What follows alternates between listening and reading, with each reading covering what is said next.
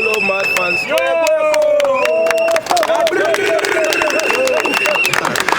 Okay. Akayimba police ejja kukola kati teyina kyejja kwekwasa. Kubanga tebajagamba mu tulabasho babayimbire eyaabwe. Ekyo ya security ewedde ebadde ya leero ate tebasasudde. Kale ekyatugenda tugenda kuyimbira abantu ba bulijjo. Kati abasazi b'ensawo muzungire wala bano temujja.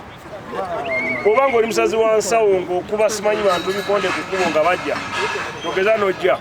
Kubanga ku luno Afande Ochola ayungudde loole na loole z'abasirikale kuva ku State Square paka Ntinda.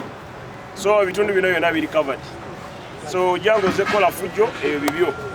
So tubakubiriza mugendeko eri obalala wano waffe tuli covered.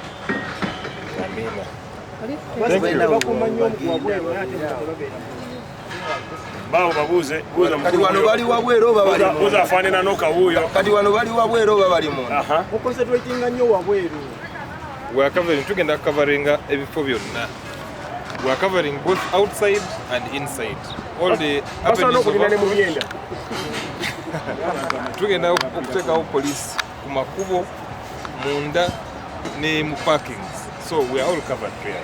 You shouldn't worry. Mujje munyumirwe.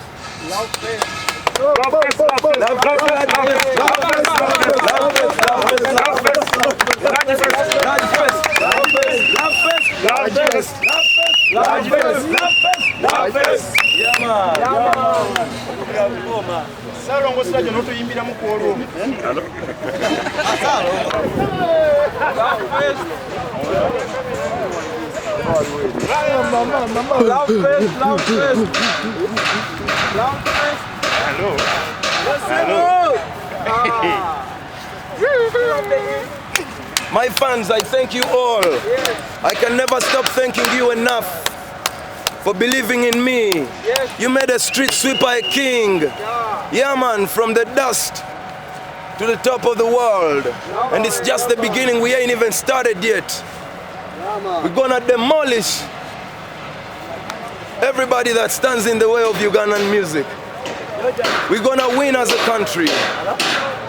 Nyondo. Nyondo Julia. Love first. Songa musajja una asibe kwa Nyondo.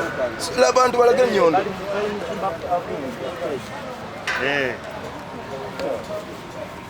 It's going down. It is gonna be crazy.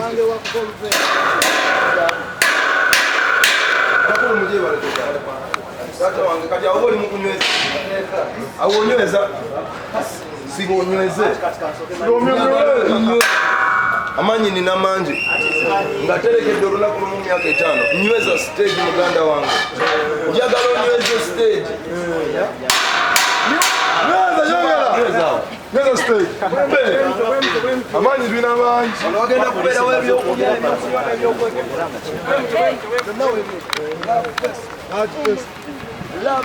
Love first. Ai, kashoke malizoni.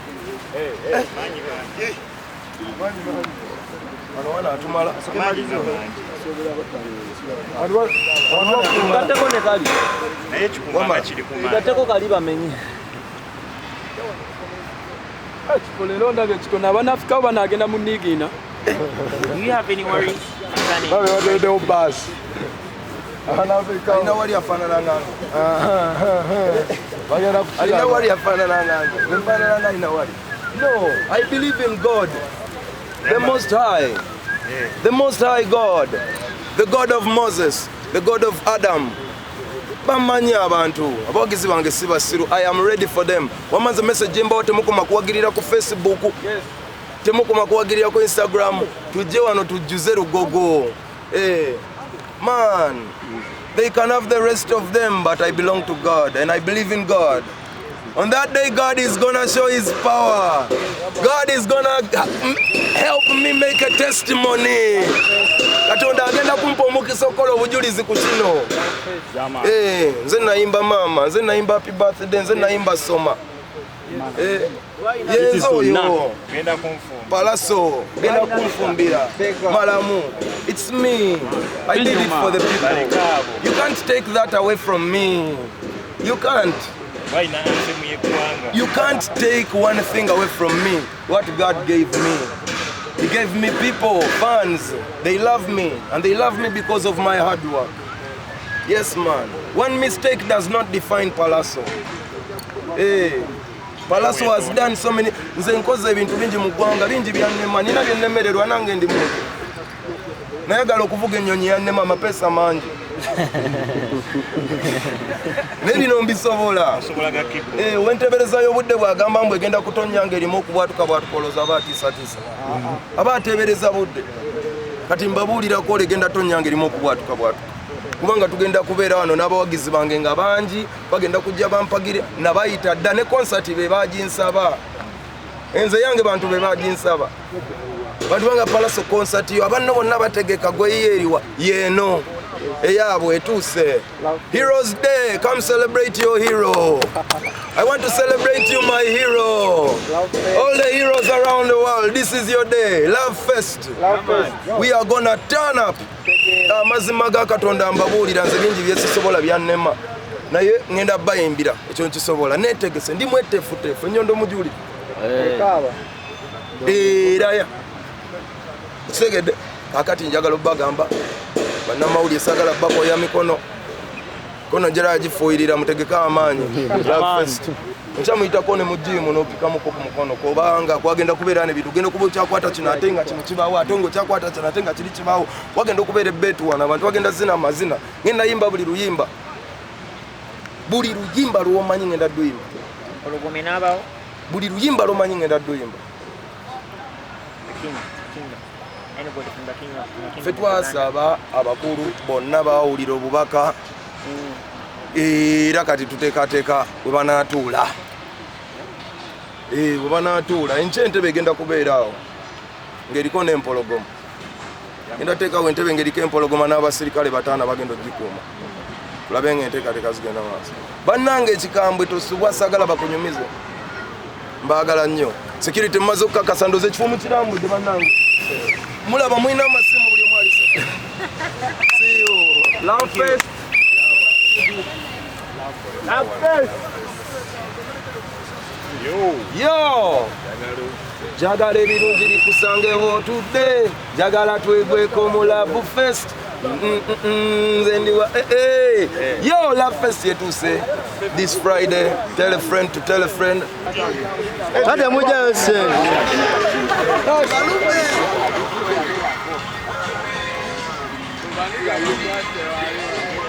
Aze gulame zate.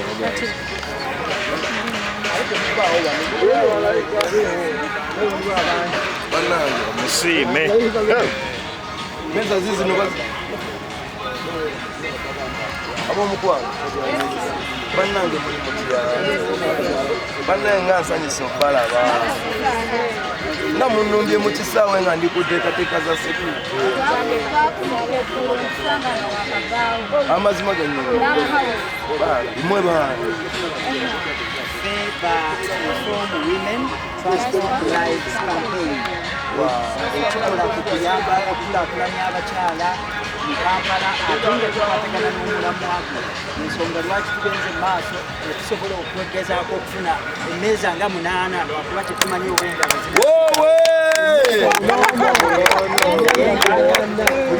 Emmeeza mmeka taata wange? emmeeza 8 buli omu ekampala kirina kuggwera wano bakulu abakola ku puroguramu ya Inform Women bamuyita mukyala Sise atwanjulire banne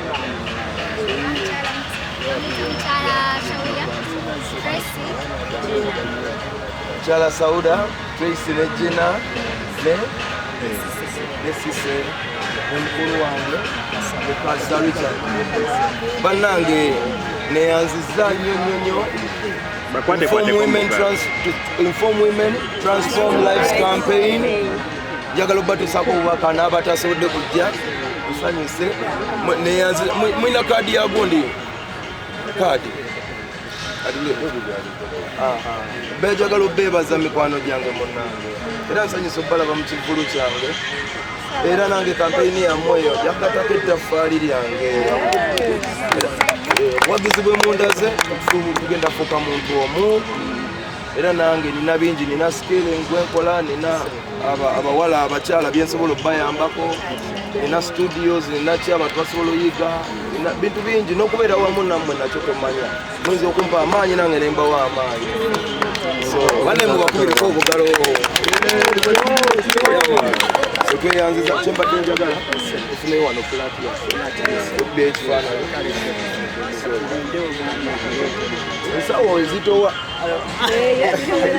ensawo ezitowa njiraba tekumanya ekibegabega twagala twongereko n'abalala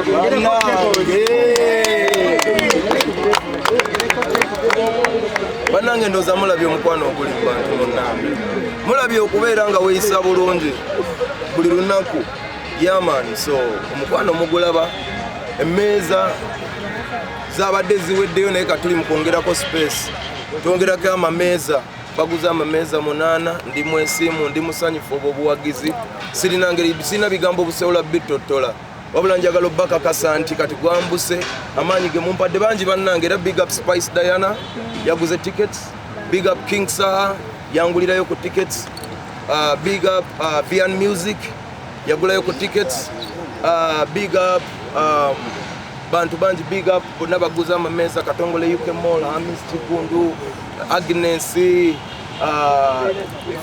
Inform Women Transform Lives Campaign, Mama Fina, tuli wamu nammwe mwenna. Shilaga Shumba bambi yayeewo omubiri yampereza tickets nazifunye. Omukwano guno gwe gubadde gubulawo kati tugufunye. Muyinza n'okusanga ng'ebimu bisoba kubanga abantu tebalina mukwano gumala. Omuntu tumanyi muntu kyasobola kufuuka ng'omukwano mutono. Kivula tulina ebitongole bino nga Inform Women Transform Lives Campaign. Bo bamanyi nti ekitonde ekikazi, kivula ekitonde ekikazi bw'okeberera kibeera na mu special interest group. Special interest group ojasanga nga mulimu n'abantu abali disabled n'abaani, but because ekitonde ekikazi is a rose flower, kimuli, basobola okutuuka ewala nga baakabi justice singa omuwa amafuta matono, naye ate asobola okulemererwa n'atuula waali ne yeezingira awo singa aba n'omuntu ng'akola ki nga amutwala speed. So yes, I believe that we're here to transform lives. On Friday, this Friday, I'm gonna transform your life. Yes. Yes, we are gonna transform their lives this Friday. Nimbaze amaanyi gataddemu n'obuwanguzi bwatuuseeko omusajja yikirizamu ate nga tufudde kweeza achievements ezirabikako musajja wa mahayiti. You look wicked though. So what? Smell fresh. What's up?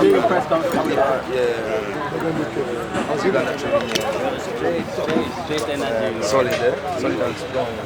We are together, one family. We're doing rehearsals today. Yeah, we can go to. I have to stop somewhere, but you can go to rehearsals. Then that's fine. Yeah. Stuart. Yes. Stuart's not here. There is Bettina. Yo, what's happening, everybody? Everybody feeling good? Yeah, man. Yo, on the 9th, yeah? If you don't have energy, stay at home. Because we're coming with the same energy from beginning to the end. You understand? Kill him with a little wine, kill him with a little wine, a little wine, girl, you sabi. With your busy body, with your busy body. So bring your bam bam, bring your bam bam, yeah man. Yo. Yeah, same energy. We'll see you guys on the 9th, yeah? Pallaso catch up. How many songs are you giving us? How many do you want? As many as possible. Then we do as many as possible. It's that same energy. We just, go with the vibe. And that question you asked is part of the reason the people are paying. As many as you want. Yeah, as many as you want. Full throttle, full clip. Yeah, man. So see you at the rehearsals, ladies and gentlemen. We love you. Yeah,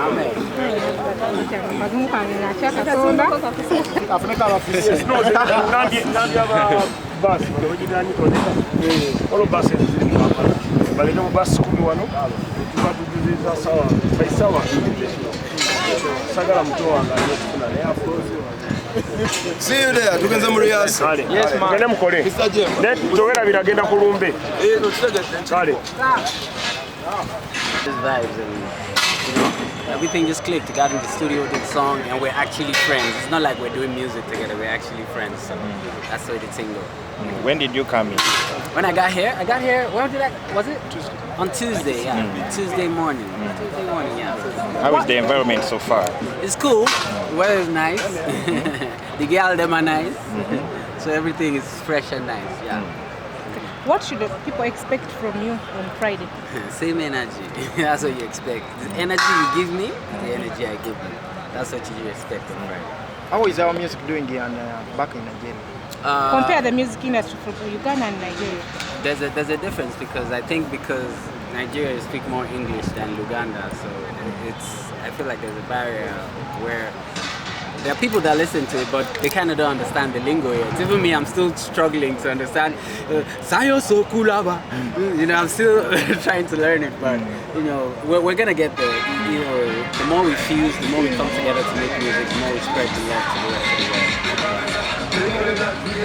world. Mulala achingambe mu Luganda chimubulize mu Luzungu.